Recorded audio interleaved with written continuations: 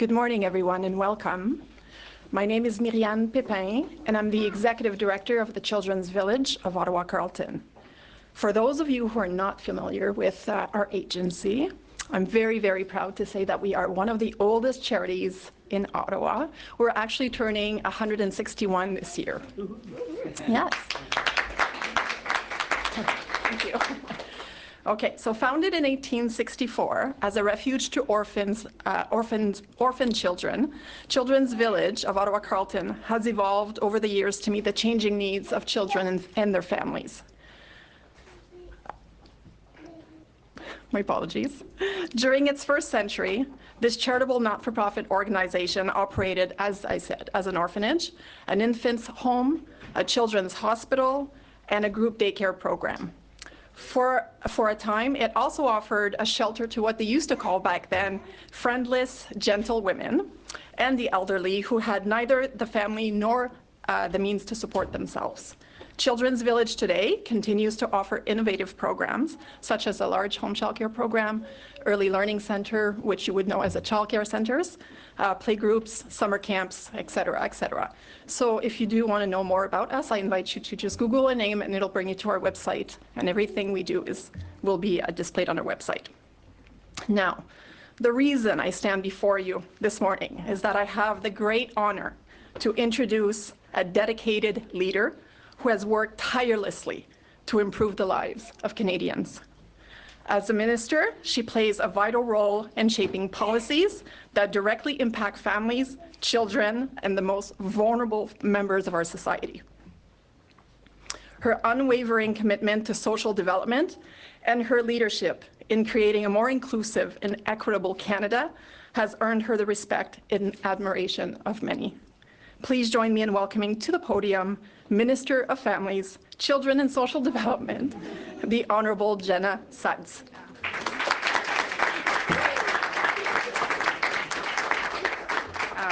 Thank you so much for that warm welcome, and really great to be here today. Of course, with our amazing Prime Minister and my dear colleague, MP Yasir Naqvi. And my sincere thanks to our host today, the Children's Village. It's incredible to be here. It's incredible to see this amazing centre in my community here in Canada. I do want to, just before I begin, acknowledge that there is a lot of uncertainty right now that I know people are feeling due to the unnecessary tariffs being implemented by our southern neighbours. And I want you to know, as Canadians, that your government will do whatever it takes to support you, your jobs, and your families. So au cours de deux dernières années, j'ai visité des centres dans tout le Canada et les histoires que j'ai entendues me reviennent à l'esprit. Stories from parents from all corners of our amazing country, stories from early childhood educators and childcare providers who benefit or who participate in our National Early Learning and Childcare Program. I recall a conversation from a dad in Guelph at the YMCA who shared how his son had special needs, but how the center that his son was at, the YMCA, was providing such outstanding care that gave him comfort that his son was well taken care of in that amazing center. I recall a conversation with Yvonne in Bridgewater, Nova Scotia, a childcare operator who shared with me how essential the investments that we've been making in childcare in this country are, and how it has been incredible for the families in her community that her center works with. Last week, I was in Iqaluit, and interestingly enough, on my plane ride there, I met a mom who was returning back home who shared that she has 2 young children in childcare in Iqaluit, and that she was literally saving $10,000 a year times 2, $20,000 in childcare fees because of the investments that we have made in creating this affordable, accessible childcare program. These stories I have the pleasure of hearing in every single province and territory across this country. These investments have been historic, and the progress that we have made in just a short amount of time is truly, truly amazing.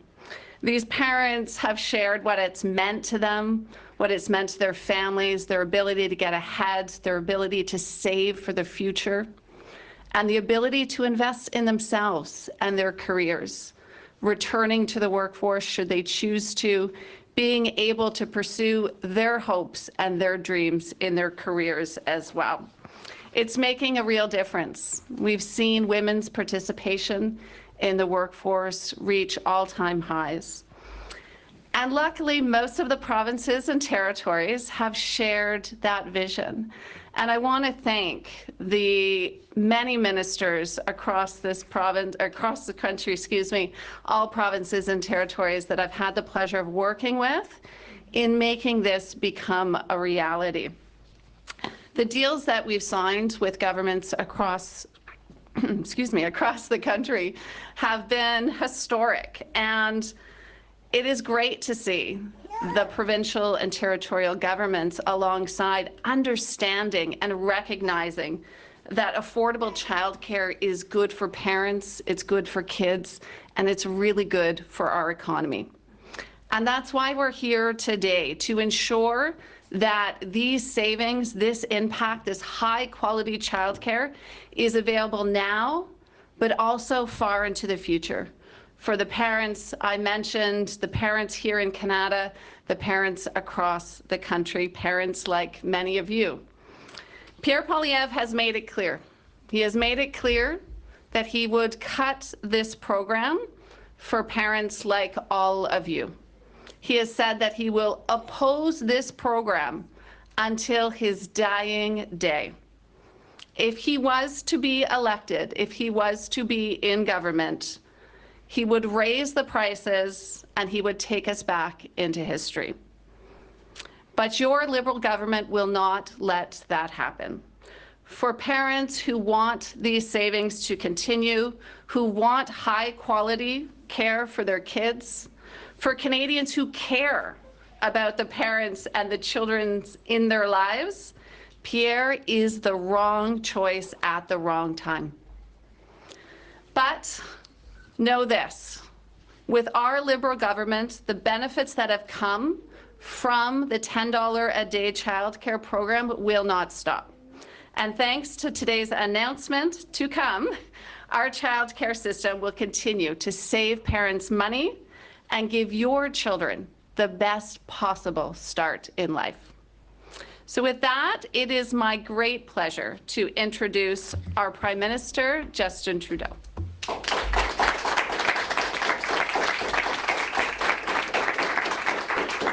Merci Jana, merci à Marianne et les amis du Children's Village de nous accueillir ici ce matin. Good morning, everyone. But before I begin, I want to address what I know is top of mind for all Canadians. Yesterday, I spoke with President Trump, and I reiterated the facts. Our border is secure, and less than 1% of the illegal fentanyl entering the United States comes from Canada. Even so, we took action with our $1.3 billion plan to further strengthen our border. I also stressed that the tariffs the U.S. administration chose to impose will hurt American workers and businesses, and that, as our shared history has proven, we should work together instead to tackle today's challenges rather than fighting one another. Canada's ministers, officials, and I will continue to engage with our American counterparts. Our goal remains to get these tariffs, all tariffs, removed. In the meantime, we'll be taking action to support Canadians through the tough times ahead. You can count on leadership right across the country, municipalities, provinces, and indeed, your federal government. But mostly, you can continue to count on each other. Canadians have been there for each other, for small businesses, for local producers, for friends. Canadians will pull together and continue to pull together with deep, deep pride in country as all of us stand together to defend Canada. En même temps de faire le nécessaire pour protéger nos travailleurs et nos entreprises, on continue notre travail pour rendre la vie plus abordable pour les familles canadiennes et notre classe moyenne. Et c'est ce qui nous rassemble ici aujourd'hui. Merci de vous joindre à Myriam, Jenna, Yasser et moi pour une annonce qui est un peu un retour aux sources pour moi. Aider la classe moyenne et les familles qui en font partie, c'était au cœur des raisons pour lesquelles je me suis présenté pour servir les Canadiens en 2015. J'ai toujours pris cet engagement au sérieux, j'ai agi en conséquence et je vais continuer de le faire jusqu'à ma toute dernière seconde en tant que Premier ministre. On a lancé l'allocation canadienne pour enfants, qui a sorti des centaines de milliers d'enfants et de familles de la pauvreté. Les enfants étaient une des priorités dans notre régime canadien de soins dentaires et ces enfants étaient parmi les premiers à y avoir accès. On a créé notre programme national d'alimentation scolaire qui, en plus d'aider les enfants à mieux réussir à l'école et à grandir en meilleure santé, va permettre aux parents d'économiser des centaines de dollars par année. Et on a aussi lancé notre programme pan-canadien pour les garderies, grâce auquel on est rassemblés ici aujourd'hui. Now, since 2015, my focus, our focus, has been on stepping up for Canadian families and the middle class. We've done it with middle-class tax cuts, with the Canada Child Benefit that has lifted hundreds of thousands of kids out of poverty, the school food program, dental care, and childcare. Childcare being the reason we're gathered here today. For decades in this country, people have been talking about creating a national childcare system. And to be fair, sometimes governments got close, but it just never got done. Then in 2020, the pandemic showed everyone what many parents, advocates, and smart economists already knew. Childcare is not a luxury, it's a necessity. It's not just a nice-to-have social program, it's a foundational building block of a strong economy. So we worked like hell with provinces, territories, and providers, drawing on the successful experience of 25 years in Quebec to make it a reality right across the country. And it wasn't a moment too soon. In recent years, our program supported families through a cost of living crisis, and it even helped avoid a recession. Families were able to save thousands of dollars on childcare, just as global inflation and interest rates jacked up their mortgages and squeezed their family budgets hard. It's been and continues to be a game changer for so many of them.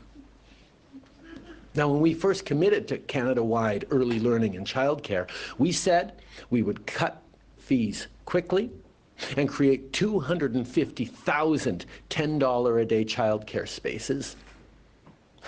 We heard a lot of naysayers. But today, it's hard for those folks to deny the facts. As of this year, 150,000 new affordable spaces have been created or funded, and we are on track to reach our goal of creating 100,000 more by this time next year. Today, families are saving thousands of dollars thanks to this program. Per child, per year, savings can reach $6,000 in Nova Scotia, over $10,000 in Ontario, and over $13,000 in Alberta. Per child. See, this is great news, not only for parents, not only for kids, but for our entire economy. Childcare means that parents, especially mothers, can choose to fully participate in our workforce because they don't have to decide between their career and their children. It helped reduce the gender wage gap, child poverty, and inequality. In 2015, women were earning 84 cents on the dollar. Today, that's up to 88 cents, still not good enough, but climbing. In 2015, over 16% of Canadians under 18 lived in poverty. Today, it's less than 10%. Again, still not enough, but it is significant progress that has not just led to better outcomes for individuals and better quality of life for people, but it's led to better economic growth for entire country. And childcare is a matter of fairness. It strengthens our economy, makes it more resilient, and that's never been as important as it is right now. Now, we can be proud of the progress we've seen since 2021, but I think all Canadians know that we can't take that progress for granted. As Jenna mentioned, Pierre Poilievre and the Conservative Party of Canada never believed in childcare. They always voted and campaigned against it at every opportunity. In fact, they voted against each and every one of the measures to help Canadian families in the middle class that I just listed. Now, right now, we have a Canada-wide childcare program that is off to a phenomenal start. But the 5-year agreements we first signed with the provinces and territories are expiring next March. And that's a source of concern for providers, for parents, and for provinces. People are worried about what will happen next year. I think of a family I met. There's kids 3 years old in childcare. They're worried that suddenly their costs are going to go up from $10 back to $40, $50 a day. They can't handle that in this economy. I think about young families that I meet that are excited about starting a family, but worried that they might have missed the window on childcare. That a change in government could mean, nope, $10 a day childcare was a blip that helped a few, but won't be there for them into the future. As a country, we simply cannot go back to making families pay the equivalent of a monthly mortgage payment for childcare. I think we all understand that building a Canada-wide childcare system that will stand the test of time will take more than just a couple of years. We are building an entire system almost from scratch, in the sense that the coordination, the impact varied widely from region to region, from province to province.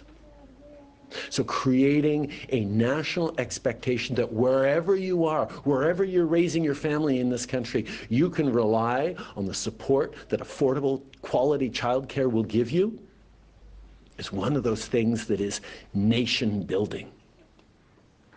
Young families and our early childhood educators and providers need reliable, long-term funding to plan for the future, to plan for Canada's future. On a personal level, I've made sure that every single day in this office, I put Canadians first, that I have people's backs. And that's why I'm here to tell you all that we got you. Even in the very last days of this government, we will not let Canadians down today and long into the future. Because in the past few weeks, we've been working with our provincial and territorial partners to make sure that families can rely on this system, not just for years to come, but will allow this system to lock in, to become something that no government, a year from now, 5 years from now, 20 years from now, could ever go back on. And it's hard to do, because there is nothing one government can't do that can't be undone by the following government, unless Canadians are very clear on the need to keep this going.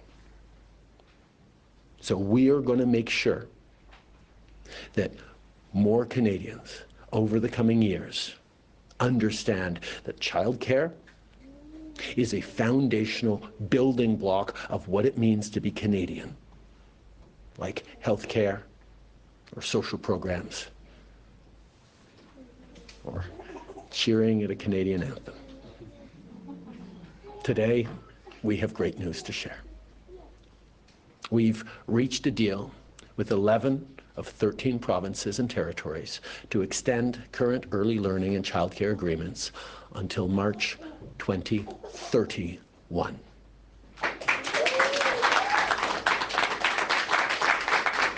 And not only are we extending current agreements, we're also increasing the funding that these agreements provide by 3% per year to help provinces and territories deal with costs that we know will rise over the coming years. It includes funding for 35,000 affordable spaces across nearly 1,000 Indigenous early learning and childcare sites, including more than 10 new centres in Métis communities, with more to be created in the next 2 years.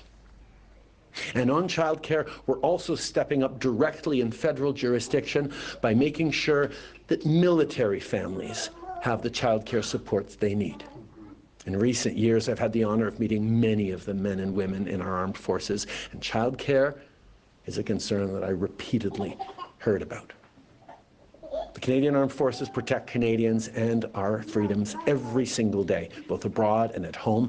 They and their families sacrifice much to serve Canada and Canadians, and they should have reliable, affordable access to quality childcare. That's why we're working with not-for-profit childcare providers to expand near bases and creating opportunities for scholarships for interested CAF family members to train and certify as early childhood educators. We're also creating a network of childcare coordinators to help families as they move from base to base quickly connect to local childcare resources. And by doing so, we're also encouraging more Canadians to join our armed forces, because they'll know that they can raise a family and defend and serve our country all at the same time, that we see the needs to support military families. Now, your federal Liberal government got it done. But Liberal, Progressive, Conservative, and NDP provincial governments are all a part of today's agreement. And that is great. That is as it must be. Because helping families, helping the middle class, that's not just a Liberal priority, that's a Canadian priority. All parties, all governments must press forward until there is an affordable childcare space for every family that wants them long into the future. And if we persist, a few years from now, Canadians will rightly view childcare as one of the foundational pillars of our economy, of our society. And I know that decades from now, future generations will benefit hugely from the choices we all made together today, as it should be. Merci beaucoup, mes amis. Thank you very much.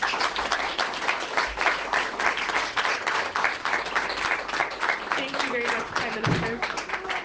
We will now begin the question period. One question, one follow-up. First question goes to David Aiken, Global News. Good morning, Prime Minister. Good morning, David. I'd like to hear more about that phone call with the President yesterday. I wonder if you can describe the tone, the tenor, the scope. I understand some profanity emerged in that call. Maybe you can explain the context in which that happened. Can you give us some color on that phone call? I can confirm that it was a colorful call. And it was also a very substantive call. We talked about a range of issues. Of course, primarily the trade war that they have chosen to unjustly launch on Canada. But there is also a recognition that our two countries are deeply interwoven, not just in our economy, but in our people-to-people ties and our history.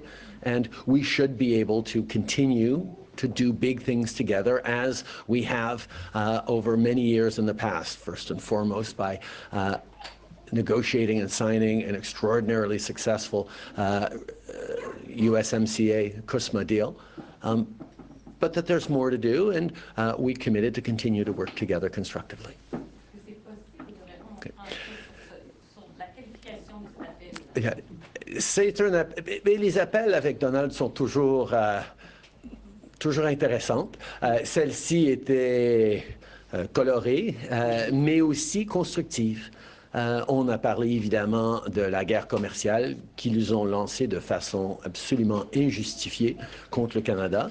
Mais on s'est engagé à continuer de travailler ensemble pour essayer de trouver des façons de créer des avantages et des bénéfices et des opportunités pour les citoyens et les travailleurs des deux côtés de notre frontière, et les conversations continuent.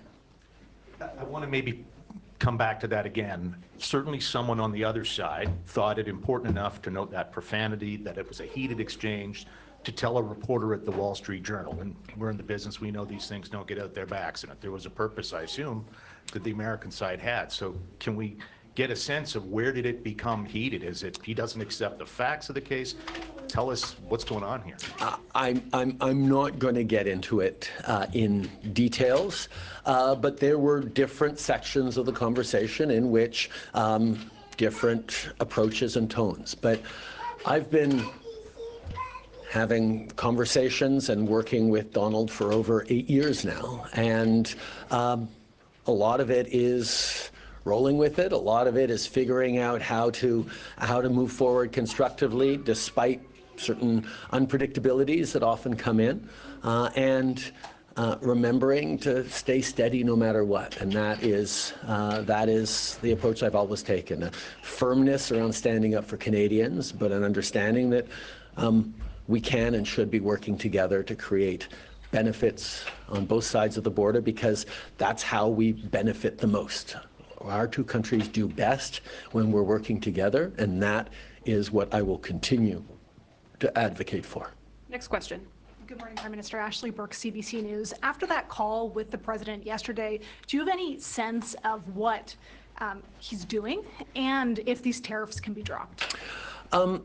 We are actively engaged in ongoing conversations about trying to make sure that these tariffs don't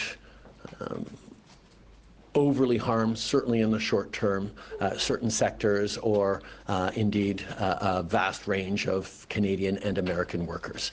I'm not going to get into it too much, because there are ongoing conversations and we don't yet have anything to officially announce. But I will say the focus we have right now is on reducing the impacts of the tariffs. I can confirm that we will continue to be in a trade war that was launched by the United States for the foreseeable future. So Canadians should continue to buy Canadian, continue to stand up for each other. But we are trying to reduce the areas and the impact that these tariffs that the Americans are bringing in will have on Canadian workers. But Canada will continue to stand firm and unequivocal that as long as there are tariffs on us from the United States that are completely unjustified, we will be responding strongly. But there is more to say as these conversations continue. Do you think they can be dropped? And then also, when it comes to this announcement today, how important is it to you that these bigger programs that you've designed stay in place after you leave? First of all, our priority is to continue to work very, very hard every day to get these tariffs to be dropped. There should be no tariffs between Canada and the United States, not just because we have a free trade agreement that says there should be no tariffs between us, but because it is good for the Canadian economy and the American economy. It is good for Americans and Canadians for us to be working together on big things, particularly in an uncertain world. So the goal is get these tariffs off. Now, the Americans are continuing to look at different steps, including the early April marker of larger commercial and trade reflections, not just with Canada, but with the world. And that is very much something that we are working towards as well. But our focus is on ending this trade war, and until we do, we will continue to stay strong for Canadians, and Canadians will continue to stay strong with each other. In regards to this announcement today, so much of what I've focused on over the past number of years has been focused on longer-term impacts. And perhaps, Perhaps it's the example of having heard all my life about a small handful of things that my father was able to do as Prime Minister that continue to have an impact in people's lives today, 30, 40, 50 years later. I think of the Charter of Rights and Freedoms. I think of Official Bilingualism and Official Languages Act. I think of multiculturalism and a few other things that really shaped Canada. So even as we were doing things to make an impact in the immediate, to help Canadians, to drop their childcare fees to $10 a day, for example, to step up on dental care, to deliver a Canada Child benefit that has had a huge impact from coast to coast to coast over the past decade, the thinking has always been not just how does this do well right now and help us in a short term politically or have a political impact short term, but how does this change Canada for the better in resilient ways long into the future? Having $10 a day childcare right across the country for decades and generations to come will have an impact, yes, on immediate affordability for families, but think of the kids that were able to go to quality early learning and childcare and get that best start when they show up in grade 1. That impact will carry them through their lives, particularly as more and more studies have shown that those crucial early years shape a young person and eventually an adult's life. Think about the choices that we can make as we look at a strained labor market that has more women, because let's talk about moms, those are the people who are most squeezed in terms of child rearing, to be able to have the confidence and the full choice to stay at home or to advance their career. That changes, not just right now, but it changes for years to come. So the focus that I certainly have in these my last days is making sure that some of those things that we have done that will shape the country for the long term are seen and relied upon by Canadians now and into the coming years, so that no political party, regardless of ideology, will ever think it is a good idea to take away some of these foundational elements. That doesn't mean we don't have lots of debates over conservatives who want to privatize healthcare, for example. Healthcare is one of the pillars we all understand, and there's still political debates on it, and there will still be political debates on it. But having families know and be able to rely on $10 a day childcare means that particular element of it will be very hard for any future government to turn back, and that is a good thing for Canadians, for families, and for the future of our economy. Question. Bonjour, Premier ministre Valérie Gamache de Radio-Canada. Hier, l'administration Trump a annoncé quand même un sursis de 30 jours pour les constructeurs automobiles. Il y a d'autres sursis dans l'air. Qu'est-ce que ça vous dit de voir que Donald Trump met déjà de l'eau dans son vin? Bien, ce qu'on dit depuis des semaines, c'est que des tarifs américains sur des produits canadiens vont faire très mal à l'économie américaine, va mener à des mises à pied de citoyens américains, de travailleurs américains, va avoir un coût direct sur les bourses américaines. Et on est en train de voir que tout ça est réel. On le dit depuis le début, on ne peut pas mettre des tarifs sur le Canada sans sentir des impacts extrêmement négatifs sur l'économie américaine. Et je pense que l'administration américaine, même s'ils aiment beaucoup les tarifs, reconnaissent que des tarifs sur l'industrie automobile ou sur d'autres industries vont faire très mal aux Américains et donc sont en train de regarder s'ils peuvent mettre un certain délai là-dessus ou sur certains impacts pour plus les aligner avec le 1er avril, au début avril, où il y a une autre réflexion sur les tarifs globales. Et outre la levée complète des tarifs, est-ce qu'il y a un scénario où le Canada pourrait décider de reporter la deuxième vague de tarifs? On est en train d'avoir des discussions concrètes à ce niveau-là, mais comme j'ai dit, nous n'enlèverons pas les tarifs canadiens en réponse aux Américains tant que les tarifs américains demeurent en place. There are obviously conversations ongoing right now with the U.S. administration. But as I've said a number of times, we will not be backing down from our response tariffs until such a time as the unjustified American tariffs on Canadian goods are lifted. Michael Couture with CTV News. After this USMA signing, everyone called it a win-win-win. When you consider what Donald Trump is going for here, or no, sorry, how he sees negotiations, what do you think he's going for here then? You know, this is something that I've reflected on a fair bit because the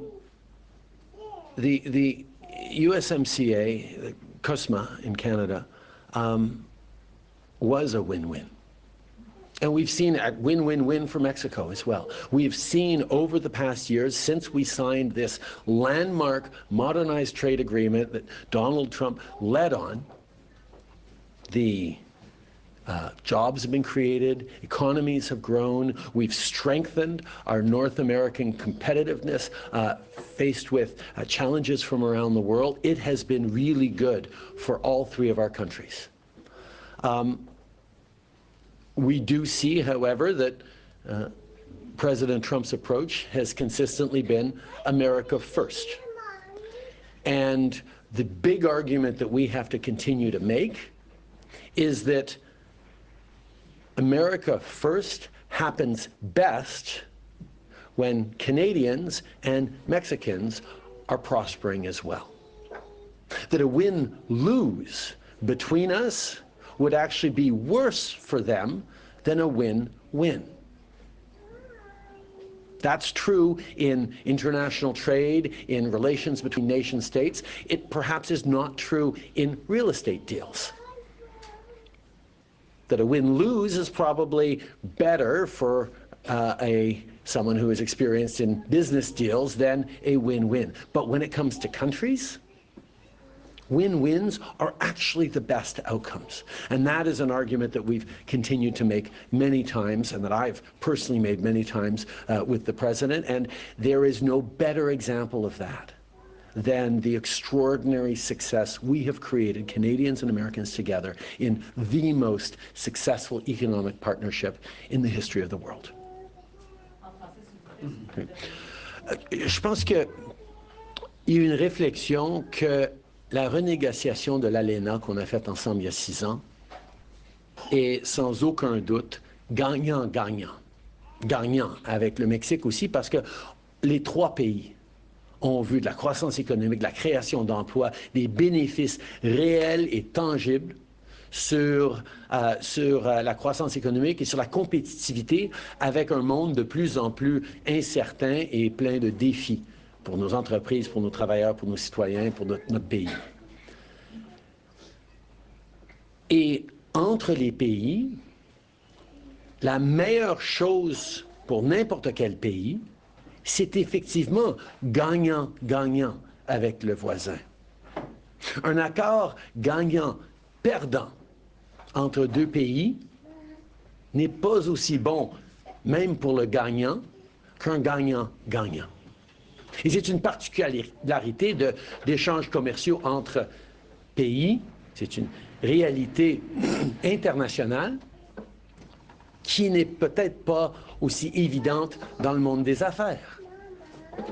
Alors, ça fait plusieurs années que les conversations avec nos amis américains sont ancrées dans le fait que le meilleur gagnant pour les États-Unis, c'est quelque chose qui est aussi gagnant et pour le Canada et pour le Mexique, qui va nous permettre d'être plus résilients et compétitifs face à des enjeux économiques à travers le monde.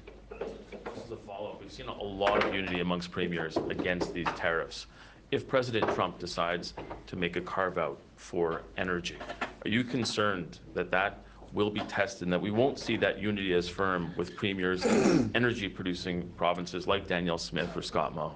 I think, first of all, any carve-outs that support any workers in Canada, even if it's just one industry or another, are going to be a good thing. To see lessening impacts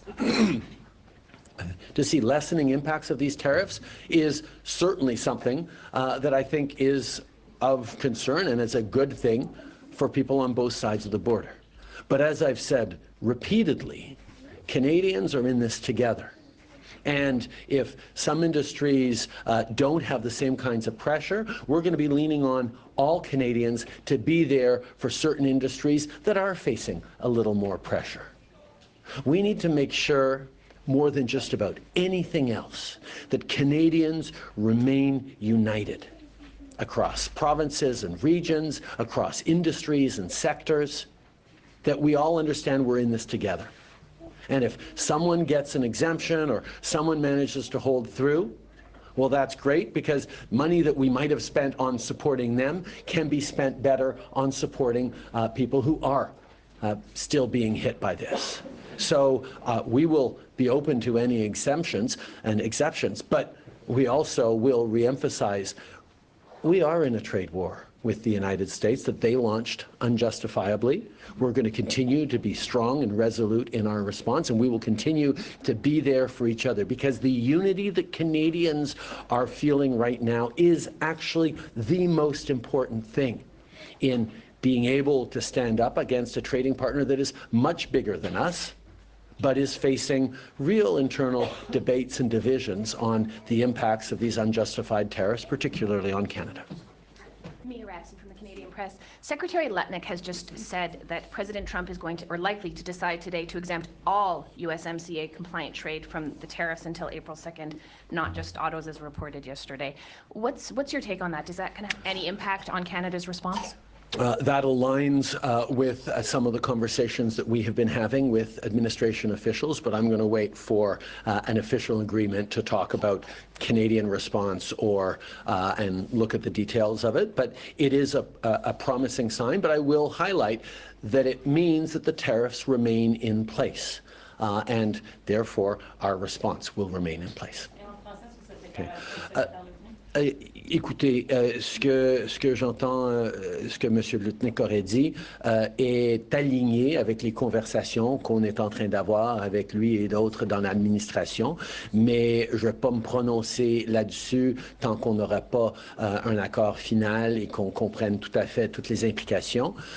Mais je vais souligner que même s'il y a un peu de répit pour un mois dans bien des secteurs ou plusieurs secteurs, ça ne veut pas dire qu'on n'est quand même pas en guerre commerciale lancée par les Américains, qu'on ne doit pas tout faire pour protéger les Canadiens et qu'on va pas continuer avec notre réponse ferme. Mais je suis certain que si on arrive à un accord, on aura la chance d'en parler plus. Je ne veux pas me prononcer avant qu'on en arrive là de façon officielle. There's uncertainty in the situation, not just from what's going on in the White House, but also in Canada with your expected departure, possibly days away, and also pending an election. Are you worried about that having an impact on Canada's ability to continue negotiating with the United States? And are you considering playing some kind of caretaker role up to and including staying on as a caretaker PM for a bit? No, I will not be. That I look forward to a transition to my duly elected successor in the coming days or week.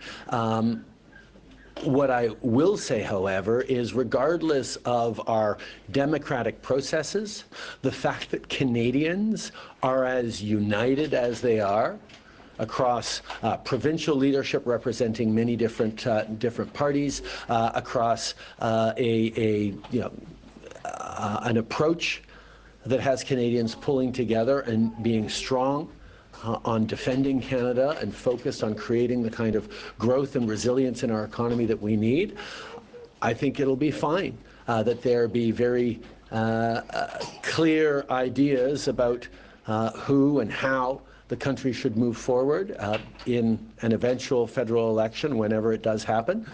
It'll be an opportunity for Canadians to decide, how they want to respond best in the coming years. And the unity of Canadians, even if there are political debates going on, the unity of Canadians is the single most powerful tool we have in our negotiations, in our engagement, in our standing up against these unjustified tariffs. Thank you, Prime Minister. This will be the last question. Tonda Charles, Toronto Star. Prime Minister, to yesterday's call and your offer to Trump that you would hold off the bigger package of counter tariffs Canada is planning if he allows more exemptions, more carve-outs. I'm wondering why you would compromise in that fashion, given what you've just described as a larger looming threat on April 2nd for the reciprocal tariffs. And we have up to 300% tariffs on U.S. dairy products in some cases. So how are you going to effectively push back against him if you're prepared to offer a big compromise like that? I understand how much the media loves to speculate, given on this, that thing that they've heard. We're in negotiations right now. When I have an announcement to make about how we're going to move forward, we will make it.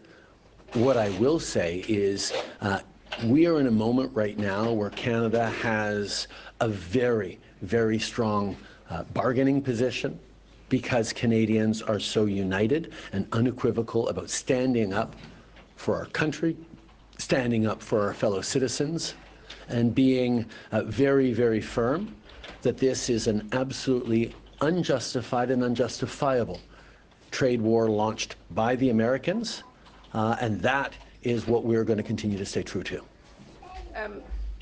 Your Foreign Affairs Minister yesterday called all of this a psychodrama. How do you characterize it?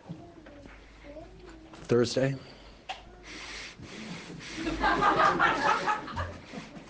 I've had 10 years of Donald Trump won, historic, once-in-a-century pandemic, inflation crises, war in Ukraine as Russia returns to war in Europe, as the Middle East is facing extraordinarily difficult situations. These have been complicated times. This is the job I signed up for. This is the job I will continue to do until the very last moment I'm doing this job. And it comes with the territory to be steady and strong for Canadians. You seem to get pretty emotional about it today, leading it. This has been the honor of my life, serving Canadians. Monsieur Trudeau, sur la signification de la ministre des Affaires étrangères hier sur le psychodrame, quelle traduction pensez-vous de la déclaration? Mélanie parle très bien anglais, vous pourriez lui poser cette question-là. Pour moi, c'est inscrit dans des années qui ont été pleines de défis. Ça n'a pas été un 10 ans facile dans le monde, ni au Canada, avec l'arrivée de Donald Trump pour un premier mandat, avec une pandémie historique extrêmement difficile, avec l'inflation, avec la Russie qui a envahi l'Europe en Ukraine, avec les défis au Moyen-Orient, avec plein d'autres défis qu'on a vus. Ça a été des années mouvementées, mais de rester ferme et ancré dans les valeurs canadiennes et le service aux Canadiens pour le court terme et le long terme, ça a toujours été ma façon de fonctionner. Thank you very much, Prime Minister. That Merci tout le monde. concludes today's press conference. Thank you so much.